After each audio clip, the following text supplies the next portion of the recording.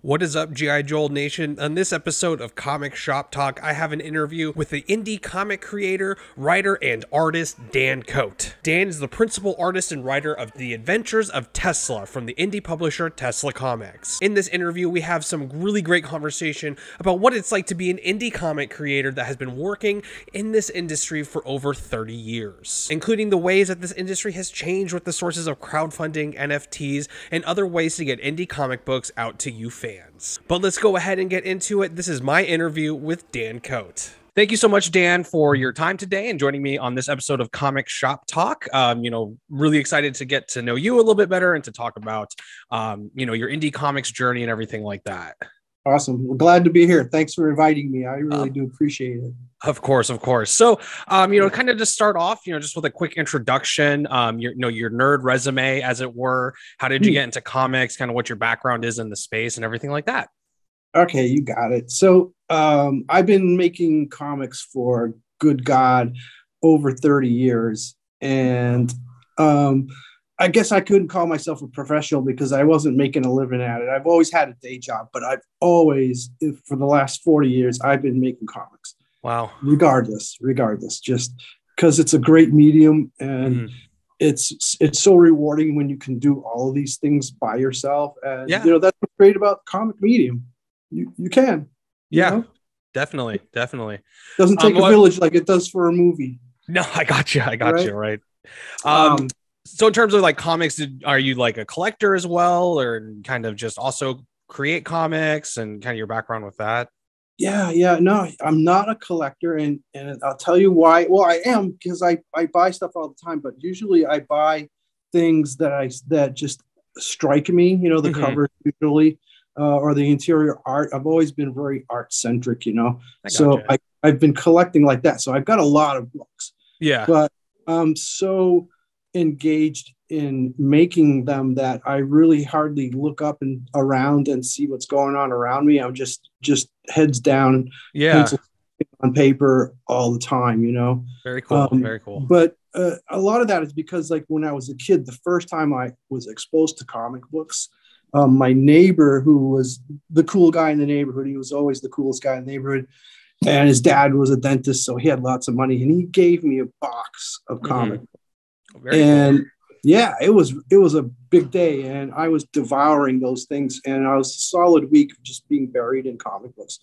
And then all of a sudden they disappeared because my parents, they know I grew up in Maine, so they're like, he's not going outside to play anymore. This is not healthy.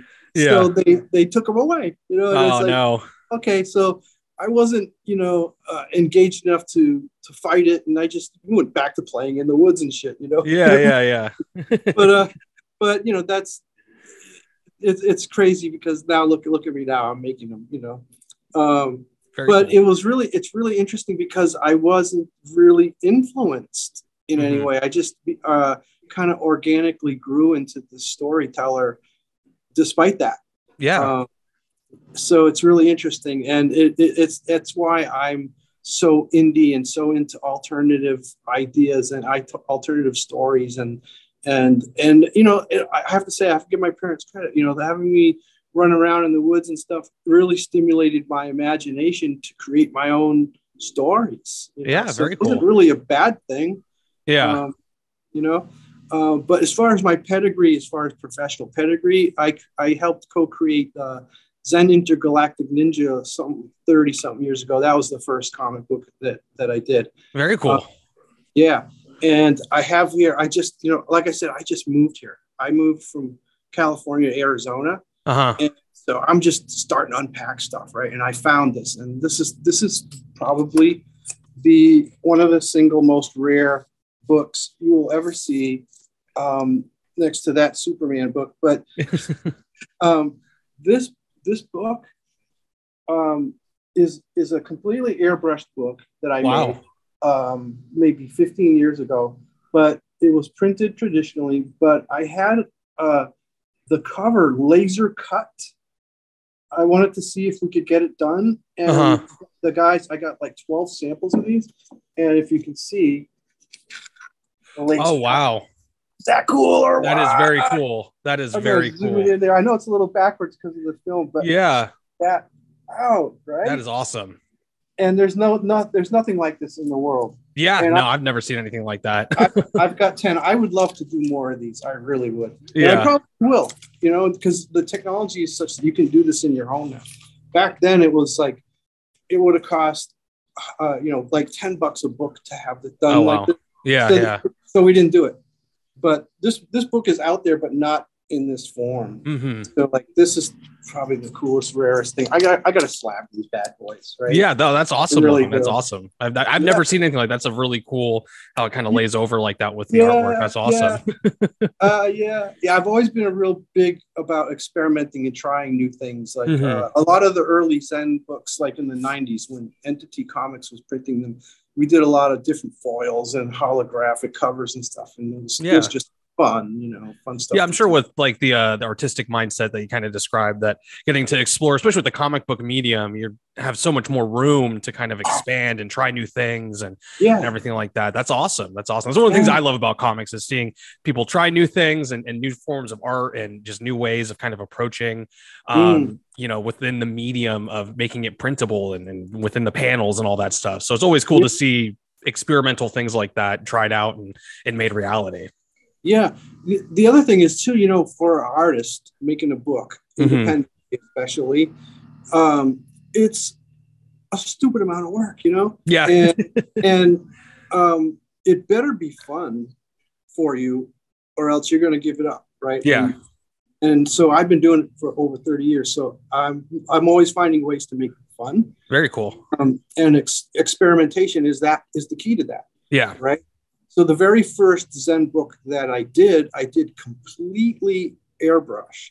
Wow. And it took everything I've done takes like a year and a half, all these books. And we're talking 20-page books, but again, I've always had a day job. So it's different when you're all in, Yeah. Yeah. But airbrush back, this was like, I want to say 89, 90, right? And nobody was doing that. It was just crazy to do it.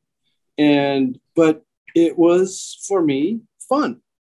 And like I said, if you're going to do this, you better be enjoying what you're doing. Definitely. There's got to be a passion project for you, if anything, right? To keep you going in it. That's awesome. That's awesome. Yeah. So, obviously we're here to talk about Tesla Comics. We'd definitely love to get some more information. I got my issue number 1 and some artwork and stuff. I say thank you so much. It was really cool, especially the original artwork. I have it on my shelf over here. I don't have anything like that in my collection, so it's very nice. Which one do you got? Is this handy? Yeah, I'm gonna grab it for you here. Oh, nice. That's from I recognized the panel when I was reading through the book, the robots that climb out, and then on the back here, I thought this was really cool. I like sketch stuff like this, seeing kind of the process going through it and everything. I always think that's a really cool aspect of it. But yeah, thank you so much. This was awesome. I read the first issue. I really enjoyed it. I'm definitely going to be picking up the next one and everything as soon as I can. But let's first start off, Tesla Comics publishing and everything. What is kind of the overall goal and the mission of Tesla Comics? For me and for my team, Tesla Comics represents, first and foremost, honoring this incredible genius, Nikola Tesla, right? And there's nobody you talk to that doesn't really know who he is and the impact that he's made on our life today, especially today. I mean, drones, cell phones, all that stuff really came from this guy. He didn't invent the cell phone or the drone, but he was the first step to doing that. Yeah, right? Yeah. And the guy was just a brilliant visionary. Really was. Yeah. And so when I thought about this, I like different kinds of heroes. And I thought it would be really great to, have a hero who's celebrated for his intelligence as opposed to nowadays, all of our heroes are heroes because they're rich or they're super athletes or whatever. Yeah. Or have superpowers, which is kind of odd. But like this dude doesn't have superpowers. He's just super smart. Yeah. And solves problems, intellectually. And that might sound a little boring, but that's why this book, this Tesla 2300 takes place in the year 2300, because now it's science fiction, and it's super fun, and and again, okay, so Nikola Tesla, of course, is the focus on this, but it's also very environmentally themed, which is very important. We have huge problems right now with the climate, and there are solutions. And so we're kind of educating people, but without knocking them on the head with a hammer, making it really fun. So we're putting a lot of science fact and a lot of things, always solution driven stories. And give people hope for their future, especially kids. And these are all age appropriate for any age. They're sophisticated enough for adults and accessible to kids. So the agenda is to make education and science and all this stuff really kind of all interwoven in together and everything. We're hitting it on all cylinders, right? I definitely really enjoyed like the science fiction aspect of it. Before I was ever really into comics and everything, I grew up, Star Trek, Asimov books, Bradbury books, Vonnegut books. So science fiction is like kind of the basis of my nerddom, as it were. So I really enjoyed the kind of science fiction aspect of it, having obviously someone who is very real life, Nikola Tesla, who inside of his mind must have been like a science fiction story, because like you said, he was so incredibly intelligent, and all the crazy ideas and man, far ahead of his time for sure, in terms of the things he wanted to see created. So I really enjoyed that aspect of it, I gotta say, when I was reading through, and that really what pulled me in. And obviously the world building I thought was really exquisite. And we'll talk about that. We can definitely get into some of the world building. But I really enjoyed that aspect of it. But let's talk about the world building while we're on it. What are your, it's very creative, and it's very, obviously I only read the first issue, so I'm like, oh, Tesla is like still alive, 2300 hundreds of years even from today, and hundreds of years from when he allegedly died and everything, and you got all this crazy technology and stuff that he has brought back with him from Mars, and like, so where did all of that kind of, what can you share with us about that, and maybe try to avoid spoilers, because I'm still going to pick up the next issue and everything. It's going. This is the here's the thing. When I was first approached to do this, I really honestly did not know Nikola Tesla that intimately, but the more research I did and everything, I realized, wow, this guy is just so cool.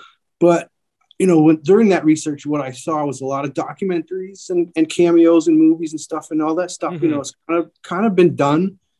And for me, I just really like making a comic book that is just engaging from panel to panel. So I didn't want to do a documentary or talking heads, and all this stuff. Again, like, I don't like hitting people over the head with a hammer to make a point.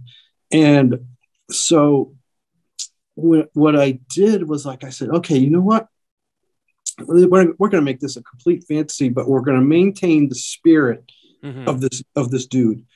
And so we're going to start this story on the day that he dies. I plotted out this whole story Bible of that day to 300 years from that day. And in between, he'll be cloned 3 times. And so he's going to have, so there's 300 years.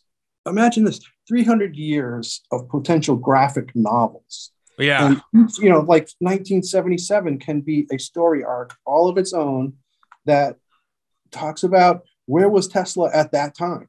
Some event that happened in 1977, I just off the top of my head, there was a giant blackout in New York City. Well, there's a story. He was involved in that somehow. Or the disappearance of Amelia Earhart, or the Bermuda Triangle, right? You'd be a part of all of those things interwoven into actual history and stuff. Very cool. Very cool. So that's the world building I'm talking about. It's 300 years of material. And some of it is historically, things we remember or involved in, but the rest is all futuristic stuff. So I wanted to start it with the futuristic stuff, because that is what's going to hook people, because it's so fantastic. Definitely. And, yeah, he comes down from Mars, and his spaceship is a turtle, this Yeah. mech turtle. So that's just way cool and way fun, right? Yeah, it was very fun. Yeah, yeah, for Yeah. sure. And I love, that kind of stuff just comes easy to me. So it was a natural place to start. So Definitely. we're starting near the end Mm-hmm.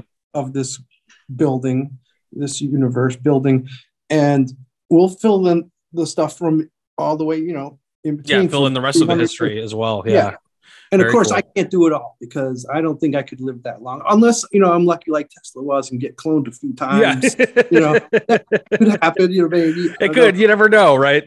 But yeah, for the next couple of decades, I'm probably going to need help. So, once if people really grapple onto this and we get, we're empowered to hire more people, and I hope that's the agenda. That's the agenda. Mm-hmm. I'm hoping that's how this works out, so I can get other people involved and let them run with 1977. Yeah. Can you imagine, somebody just giving it to them. Here's 1977. Run with it Run and with make a it. Yeah. graphic novel out of that. Very That's cool. how I like to see this unfold. Very cool. Very cool. Yeah, that's awesome. I would love to see more of that kind of story filled in. Because I was definitely, when I was reading it, I was like, well, what was he doing before this? Has he been on Mars? Kind of filling in all those gaps. Oh I yeah, think is definitely a yeah. lot of room for kind of exploration into the world and everything like that. Yeah. So yeah, when it comes to indie comics, I love indie comics. I think that they are in a lot of ways the kind of backbone of the comic book community, and obviously a lot of things can come from them. More specifically into the kind of creating of your comics and publishing everything like that. What has that journey kind of looked like for you with Tesla Comics? We have a lot here in the GI Joel Nation. We have indie comic creators, people who are kind of on a similar path as you, as trying to start an indie comic book publishing or creating their own stories. So what are some of the things that, some of the challenges, some of the lessons learned, and things like that when it comes to being an indie creator? Of course. Yeah. Yeah. And having been around for as long as I have, I've seen a lot of changes, so like when I first started in this business, there were several distributors. There was a way that you did this. You advertised your book in a couple of trade pubs, comic book shops would order it and all that stuff. And it was all very manual, if you will. And now it's just an entirely different road. Now you've got crowdfunding for awareness, and that is an amazing and empowering thing. Yeah, because the world, you have access to the world now, which is new. And just for anybody that has a story to tell, this is a great time because there's so many mediums and ways to reach people, and that's really what the important thing is, right? Yeah.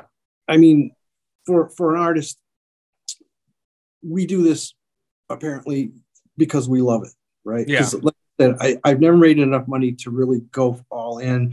I've always had a day job, but I always have energy to do it because it's just so fun. And when you see the thing at the end, it's just worth it. Yeah. Yeah, it's so worth it. And every time I look at these books after, usually I have to sit back a while and then look at it. Yeah, and yeah. Like, oh, this is good. I did good. I did good. It makes you, it pushes you on, and it just drives you to keep going. But yeah, like I said, there's so many different ways to get your stories told now, and it's a very empowering time. So yeah, it's a pretty awesome journey. You can do, and if you got the patience, I guess it's really all it takes is really patience. Yeah, no, definitely. That's definitely an important thing when building anything. My story a little bit is I actually quit a full-time job about a little over a year ago to pursue opening my own comic book shop and to kind of get into this full-time making content, selling comic books and everything. And that's definitely been the number one lesson since day one, is just be patient, right? Because the journey is the most important part. The destination is just something that kind of happens along the way. Yeah. So, yeah. Once you hit one destination, it's time to start on to the next one, right? Yeah. I mean, I'm pretty skilled now. When I first started, I like I said, I did it airbrush because I wanted to try. That's what I was in love with. Now I'm pretty much all digital, except of course I do the pencil sketches first. Yeah. But every single book I've done has been a different process. Excuse me. but now, I do pencil sketch like what you saw. Yeah. Yeah. And then I tighten them up, and I kind of ink them, and then it all goes into the computer, and I start rendering in the computer, and I build these books panel by panel. Mm. And what's interesting is that, first and foremost, I'm creating a comic book, because the comic book is a beautiful crafted piece of work, because every page has to flow, and every page has to set the pace of the story. Making a comic book is a real craft. Yeah. You can't just, throw pictures up. It's not like that at all. Mm-hmm. So the first thing that I build is that handcrafted 20-page story. Even though, they're nowadays, I'm told, not people don't want 20-page stories. They're not buying floppies, whatever. I don't care. It has to work that way first. Yeah. But like I said, I'm making these panel by panel. Yeah. So now I have this story that can be made and presented in very many different ways. So we have a digital version, which is not just a snapshot of the comic book page, but it's presented panel by panel. Very cool. Yeah. Yeah. And then there's a version where it's got sound effects and audio and motion, right? So this one comic is becoming 5 different products. Yeah. After I'm done with it. Very cool. But first I build that comic book, and I spend time to do it. And I'm so in love with the process that I really take my time. So, the backgrounds are important to me. Mm-hmm. Everything's important to me. The sound effects are important to me. So I really spend a lot of time making sure that it is buttoned up and tight first before I release it into all these other things. Right. Very cool. But I love those other things too. It's so much fun, because I always dreamed about being an animator. So, I kind of build in advance, knowing that we're going to animate this a little bit, Yeah. And I know that's not the most groundbreaking thing. I know other people have done it, but I didn't.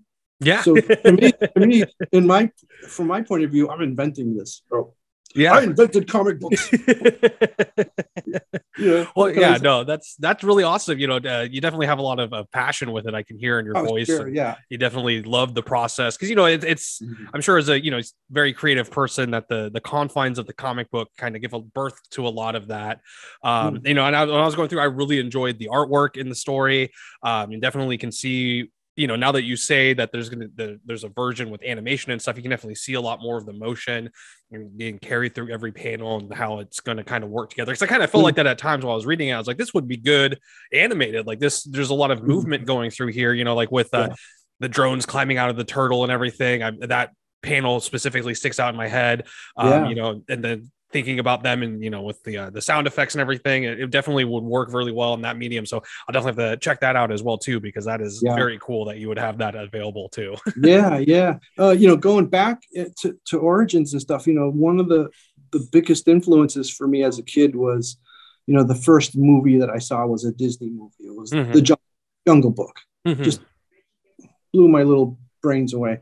And ever since then, whatever I draw, when I look at it, I see where it's going. I see it move. And so come to life. Yeah. And that's why, none of my books that I do are ever talking heads, because talking heads don't move. You can have a camera, you can have different camera angles. You can do all kinds of creative things. But to me, a comic book is about action and movement. Motion. Right. Definitely. I've always, kind of been an animator at heart, I guess.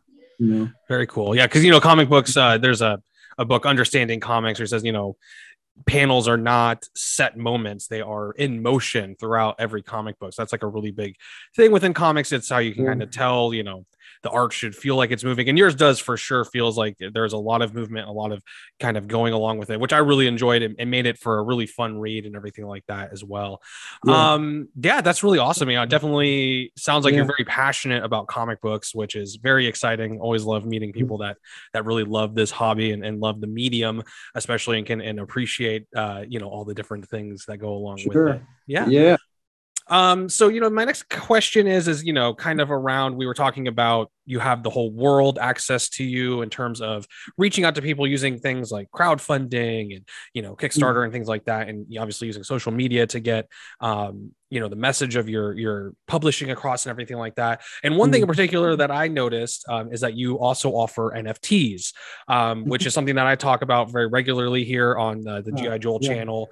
We have a lot of NFT community here. Shout out to all of you that are watching from the VV community.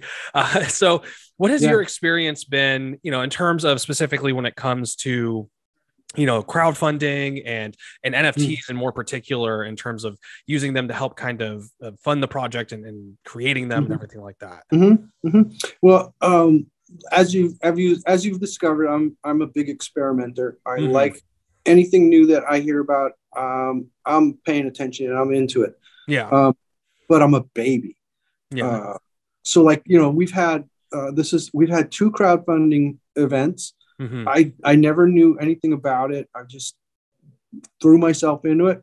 And the same with NFTs. But I'm always thinking, okay, I'm so excited about the whole concept of NFTs because it is so empowering for the artist, and artists are always the last guy in line to get paid. Definitely. And NFTs make it so that they're the first guy to get paid. Exactly. God bless NFTs. What a, seriously, really. Yeah. So when I heard about this whole concept, I'm like, oh, at last. So I don't know if anybody, you can tell me, but because like I said, I'm a baby, my head's down, I'm drawing all the time. I'm working on the next book. I'm actually working on 4 titles for Tesla Comics at the same time. So we got to talk about that. But I figured this is a wonderful opportunity for people to buy original art, and they can own a panel from this book. The fully rendered panel without the word balloons and all that, just the art. The artwork, yeah. And I thought, wow, what a great thing this is, because you know what, we don't build. I'm not building comics a traditional way where you've got a big 30 by 40 thing and you lay it out and you pencil it and you ink it in color and all that stuff. This is digital. So I sketch it, I ink it and all that stuff. I do the same process, but I'm doing it one panel at a time. So it's one beautiful piece of artwork on its own. When it's fully rendered, it's just a magnificent thing. And so that's kind of what I'm offering people is you're going to own the actual render that book.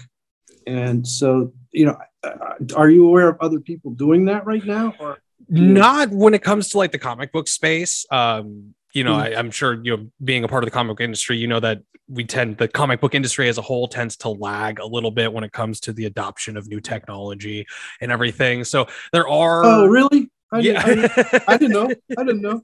I'm just bulldozing forward. I don't know what's going on. You are probably, when it comes to comic book NFT projects, I don't know of many other ones, especially indie ones.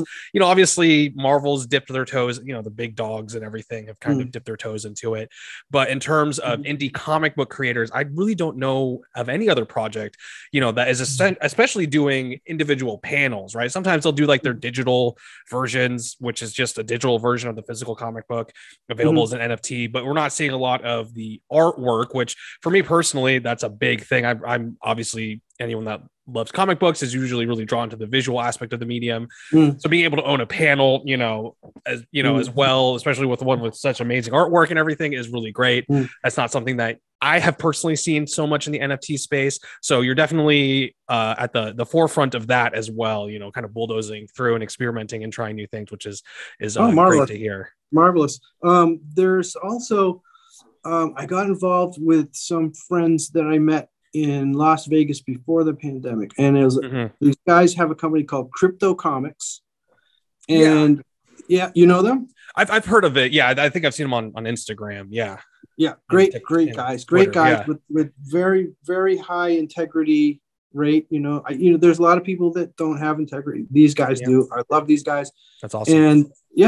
And I put a book up there for them to help build their company. They've been building it for a while. but it's a digital, essentially an NFT book, but the full book. And what their versions offers are, I can actually augment the story with comments on what I was thinking of when I was drawing a picture, and cool stuff like that. So keep an eye out for them, Crypto Comics, because that's a real interesting thing. So now that you mentioned that I am on the cutting edge, I guess now they are too, and I'm like I said, I'm on board with anything new because it's exciting and it's fun. No, definitely, it's always good to try new things and it's experiment. So I want to go back a little bit. You were saying you're working on 4 more titles for Tesla Comic, kind of building out more of the world and stuff. Yeah. Well, I had been working on these other concepts and books for a while because and when you think about it, a dude working 8 hours a day and then commuting for 2 hours a day and then doing stuff at night, it is actually a pretty remarkable body of work that I've created. But when I got involved with Tesla Comics, I go, okay, we need to get serious here. And I love the story and it's going to be really fun. And book 2, by the way, is finished. I just finished it. Nice. So, yeah. So, and we haven't even done a crowdfunding thing for it yet, but it's done. Nice. So nice. That's awesome. Anybody that gets on board, I'm reliable. You're not waiting for me to do this and I'm going to flake out on you. Yeah. I'm all in now because during the pandemic, I lost my job. So okay. Yeah. I had to decide, all right, I'm going all in now. Yeah. So this is it. This is the big shove. That's awesome. So I hope people really, really, really embrace this and help me, empower me to keep rolling with this. But so we got the Tales of Tesla 2300, which is really an introduction to the characters and where it's going and the tone of the books and the story. Book 2, which I just finished, is where it gets real exciting. Now this one was pretty action packed. Next one even more so. And it's just going to keep getting more and more intense. Very cool. And that's one thing I've noticed too, for all you indie creators out there, is that every time you do a book, the next one gets better. Art gets better. Everything gets better. I promise you. Yeah. Because like when I started, this guy Zen 30 something years ago, and I look at my first book, and it was pretty awesome because it was airbrushed and it was beautiful and everything. But the anatomy was all wrong. The lettering was done with a Sharpie, and it's sort of embarrassingly bad. Yeah. But if you wait for your first books or your current book to be perfect, you're never going to finish it. True. So that is for sure. Move on, and I promise you, it gets better and better and better. Honest to God. So anyways, the other titles. So the next book that's coming out through Tesla Comics is called Re. Everybody hates that name. I don't care. I love this name because it applies every word you can come up with that starts with R-E applies to this story. It's uncanny. Very cool. But it's a weird story about a recycling entity. And of course, it's sci-fi. Pretty much everything I do is sci-fi. It's just sci-fi things. And it's about a corporation that is recycling. It saves humanity by recycling. So they figured out how to harvest planets to keep people alive on other planets and to colonize planets. So they were a really important entity. But as corporations go, they are mandated to grow, which is, one reason why I got laid off during the pandemic. Yeah, it happens. A lot of this is very personal, but yeah. So the company's called Re. They're a recycling entity, recycling plants. They end up like just wholesale harvesting planets, regardless of whether there's life on it or not. Oh wow. So that's what the story is kind of about. It's like this company's coming in to harvest this planet. It's a typical day in their neighborhood, and they go in and they suck up all the animals, and then they drill into the core of the planet and pull out all the magma and basically make the planet implode so that it just hopefully they harvest the atmosphere so they get oxygen. Every chemical content possible. Yeah. And then the planet implodes, and then you've got the minerals that they collect. So they just completely devour planets. Strip mine the whole thing down. Yeah. Yeah. Wow. And the scientist that invented this technology, he did it for good reasons. He's a good guy, but the corporation is now, it's out of control. Yeah. And so he creates these protagonists. I call them protagonists, but they're like human animal hybrids that are created. He created them to like be a fly in the ointment and go out there and try and stop this from going crazy. And so he created this thing, and then he created a solution to it. And Very so cool. the story is about these creatures interfering with the whole process and the stories. And I know it sounds really convoluted and crazy, but it's really, really, really, really beautiful book, because it was my opportunity to just make it a real graphic novel. So like the end, there's like, I want to say 15 pages where there's no dialogue and no humans or anything. It's just an introduction to the world and what's happening to it, this planet. And then there's the humans, and you start to get an idea of what's going on in that book. Yeah. So by the time you get to the end of the book, there's a cliffhanger, because I think his first book is a 24 pager, and then book 2 will be an introduction of another protagonist that comes into the fray, and on and on. So this is a really long ongoing story, but it's really gorgeous and beautiful, and it's one of my favorite things I've ever done. Very cool. Yeah, and so that'll be the next thing we do a crowdfunding thing for. Yeah. The book, the third title I'm working on is called Tour of the U. Tour of the Universe. And I just think, National Geographic's tourism to other planets. So I treat it like I'm your tour guide, and I'm taking you to these planets, and we're going to meet all the animals that live there and stuff. And it's just really fun. This is what it looks like. It's pretty gorgeous. Yeah. Oh, very cool.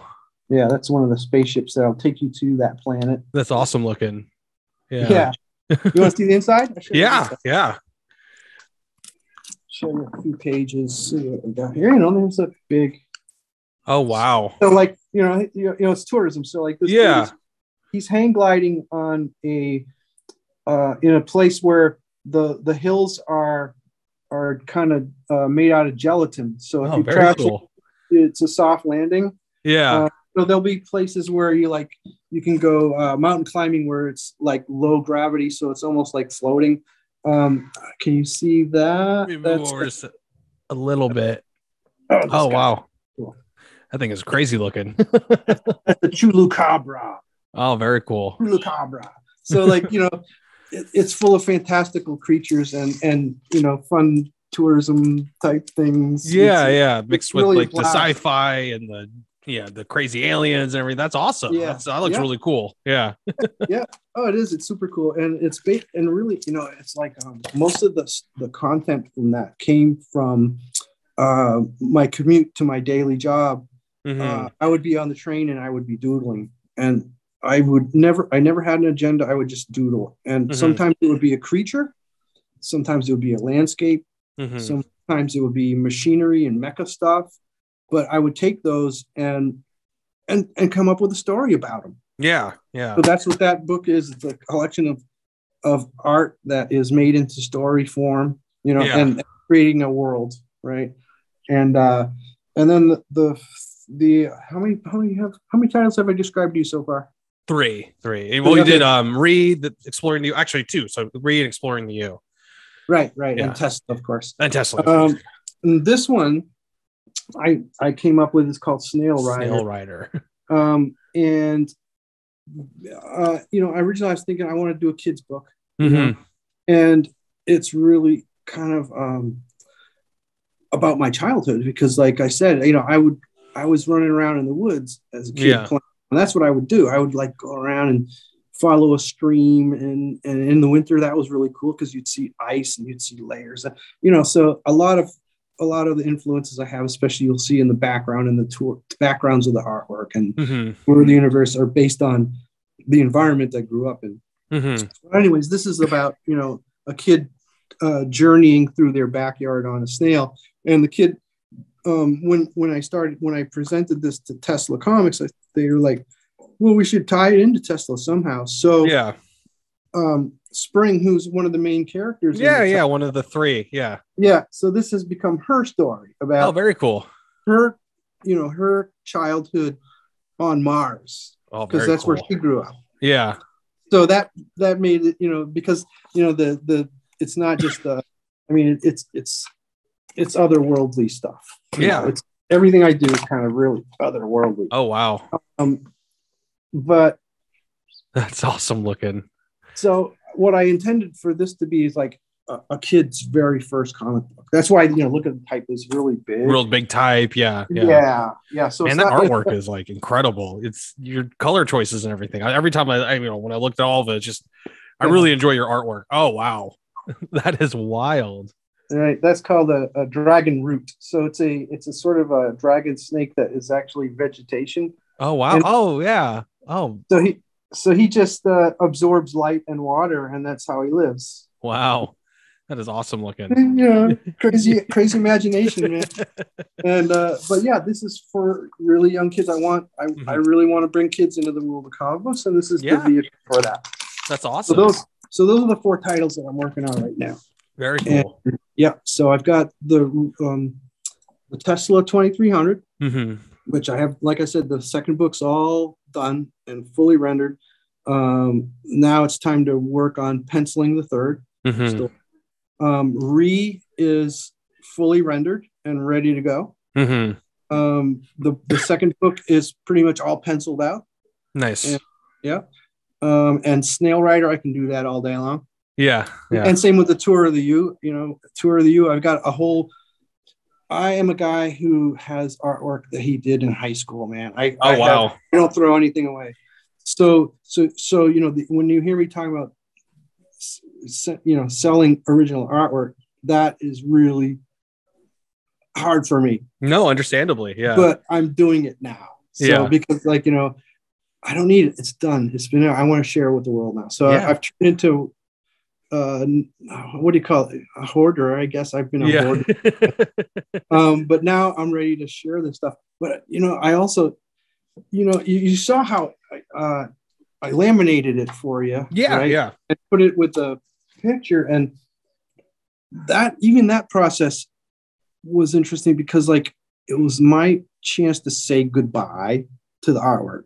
Wow. So I was looking at, you know, each page, and I'd match them up with, you know, the other sketches that made up that page. And I'd carefully cut them out, and I'd laminate them, and I'm like, okay, my babies, you're good to go now. You know? And the fact that they're laminated means they're going to last. Definitely. Very so nice. It's a very unusual approach to selling original art. Absolutely. Yeah. Well, I will appreciate it 1,000 times more that I have a full story to go with it, which means a lot. And I really do appreciate it. And thank you so much. Well, you know what, Dan, you are very passionate about this project, which is exciting to hear for anybody that's thinking about supporting or being a part of the Tesla community. You know, thank you so much for sharing that, your story and your passion with comics and with art and everything. It's very inspiring. Very, you know, I'm juiced on it right now. I'm kind of hyped up and awesome. And I love meeting people that are really passionate about what they're doing, like you clearly are. And I'm definitely excited to see where this journey continues to go.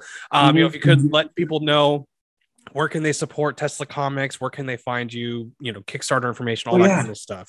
Plug away. We're kind of all over. We're everywhere. We're not hard to find, really.